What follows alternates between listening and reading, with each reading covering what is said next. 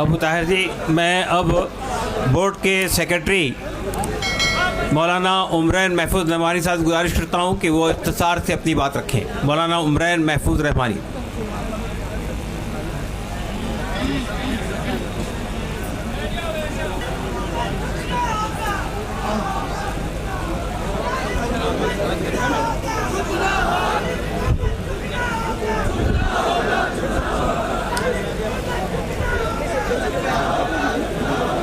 بسم اللہ الرحمن الرحیم وبہ نستعین والصلاة والسلام على سیدنا محمد اشرف شمس الہدایت والیقین۔ صدر محترم حضرت مولانا خالد سیف اللہ رحمانی صاحب کی قیادت، کہنے والے نے کہا تھا مسائل کیسے بھی ہوں تا قیامت رہ نہیں سکتے، یہ ظالم ظلم کی بن کر علامت رہ نہیں سکتے، جن کا عزم ہے کہ ہم کو چین سے جینے نہیں دیں گے۔ گرامی، ابھی ہمارے بہت سے فاضل مقررین نے یہاں گفتگو کی اور یہ ہمارے لیے بڑے عزم و ہمت کے ساتھ گفتگو کر رہے تھے اور اس بات کا اعلان کر رہے تھے کہ یہ لڑائی سب کو مل جل کر لڑنی ہے۔ اس وقت مجھے یہ خیال آ رہا تھا کہ نور کی یہ کرن ظلمات پہ بھاری ہوگی، رات تمہاری ہے تو کیا صبح ہماری ہوگی۔ میرے بھائیوں، اس دہلی نے بہت سے انقلابات دیکھے ہیں۔ ایک وہ بھی انقلاب دیکھا اس دہلی نے کہ جب اپنے حق کی لڑائی کے لیے ہمارے کسان بھائی آئے اور انہوں نے حکومت کو اپنے آگے جھکنے پر مجبور کیا۔ میں یہ بتانا چاہتا ہوں کہ ہمارے کسان بھائی روزی روٹی اور جان کے مسئلے کو لے کر آئے تھے۔ وقف کا معاملہ ہمارے ایمان کا مسئلہ ہے، اس لیے ہم کسی بھی قیمت پر اس میں حکومت کی مداخلت برداشت نہیں کریں گے۔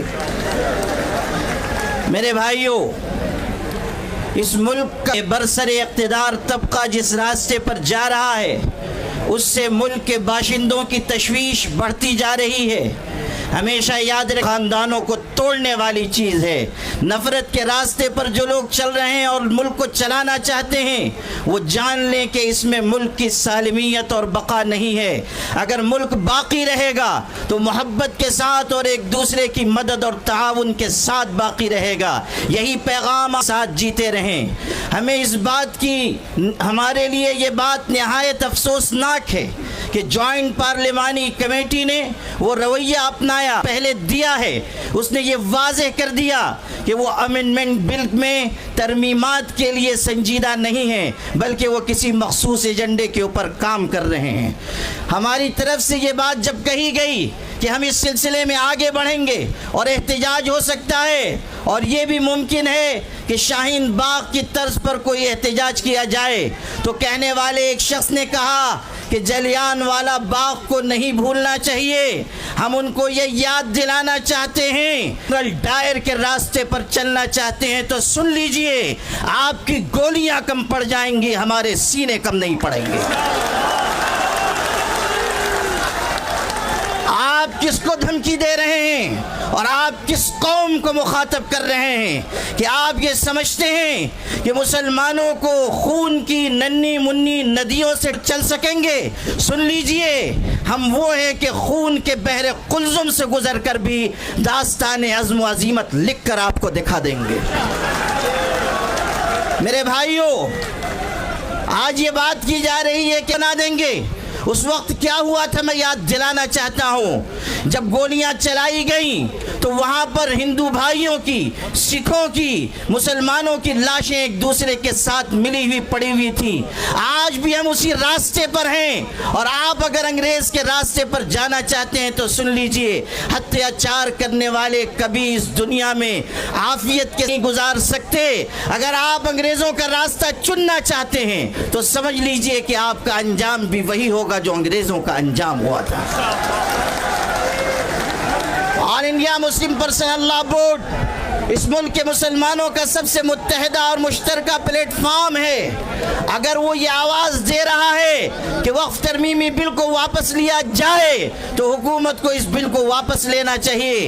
ये मत समझिए कि सिर्फ चंद हज़ार मुसलमान जमा होंगे और बात मुकम्मल हो जाएगी। All India Muslim personal law board आवाज़ देगा तो पूरे मुल्क के मुसलमान बल्कि इंसाफ पसंद शहरी मुस्लिम पर्सनल लॉ बोर्ड की आवाज़ के साथ आवाज़ मिलाएंगे। इसलिए आप सब भी इस बात का हाथ उठाकर अज़्म कीजिए कि मुस्लिम पर्सनल लॉ बोर्ड जिस तहरीक का भी ऐलान करेगा आप सब उसका भरपूर तरीके से साथ देंगे।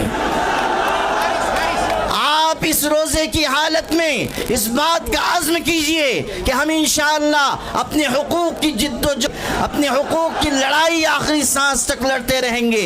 इस हकीकत को हमेशा याद रखिए कि अपने हुकूक की आवाज़ जितनी देर से उठाई जाती है उतनी ही ज़्यादा कुर्बानियाँ देनी पड़ती हैं। इसलिए अगर आज हम आए हैं तो अपने अंदर एक कुर्बानी का जज्बा भी पैदा करें और ये पैगाम पूरे मुल्क तक पहुँचाएँ कि हमें इस मुल्क को भी बचाना है, इस मुल्क में मोहब्बत के पैगाम को भी आम करना है और सबको साथ लेकर हमें उस सिमत में जाना है जिसमें मुल्क का भी भला हो और हमारी मिल्लत का भी भला हो।